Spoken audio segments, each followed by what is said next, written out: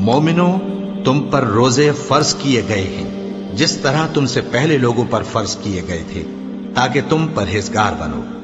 روزوں کے دن گنتی کے چند روز ہیں، تو جو شخص تم میں سے بیمار ہو یا سفر میں ہو تو دوسرے دنوں میں روزوں کا شمار پورا کر لے۔ اور جو لوگ روزہ رکھنے کی طاقت رکھیں لیکن رکھیں نہیں، وہ روزے کے بدلے محتاج کو کھانا کھلا دیں۔ اور جو کوئی اپنی مرضی سے زیادہ نیکی کرے تو اس کے حق میں زیادہ اچھا ہے، اور اگر سمجھو تو روزہ رکھنا ہی تمہارے حق میں بہتر ہے۔ روزوں کا مہینہ رمضان کا مہینہ ہے، جس میں قرآن اول نازل ہوا، جو لوگوں کا رہنما ہے اور جس میں ہدایت کی کھلی نشانیاں ہیں اور جو حق و باطل کو الگ الگ کرنے والا ہے۔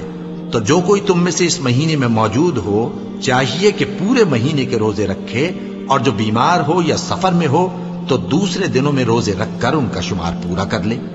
اللہ تمہارے حق میں آسانی چاہتا ہے اور سختی نہیں چاہتا، اور یہ آسانی کا حکم اس لیے دیا گیا ہے کہ تم روزوں کا شمار پورا کر لو، اور اس احسان کے بدلے کہ اللہ نے تم کو ہدایت بخشی ہے تم اس کو بزرگی سے یاد کرو اور اس کا شکر کرو۔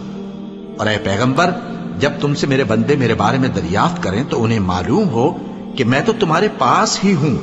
جب کوئی پکارنے والا مجھے پکارتا ہے تو میں اس کی دعا قبول کرتا ہوں، تو ان کو چاہیے کہ میرے حکموں کو مانیں اور مجھ پر ایمان رکھیں تاکہ نیک رستہ پائیں۔ روزوں کی راتوں میں تمہارے لیے اپنی عورتوں کے پاس جانا جائز کر دیا گیا ہے، وہ تمہاری پوشاک ہیں اور تم ان کی پوشاک ہو۔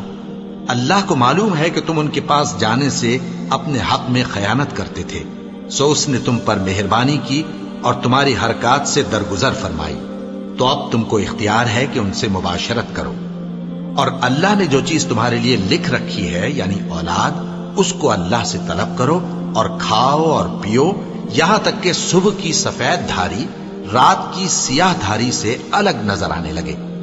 پھر روزہ رکھ کر رات تک پورا کرو، اور جب تم مسجدوں میں اعتکاف بیٹھتے ہو تو ان سے مباشرت نہ کرو، یہ اللہ کی حدیں ہیں، ان کے پاس نہ جانا۔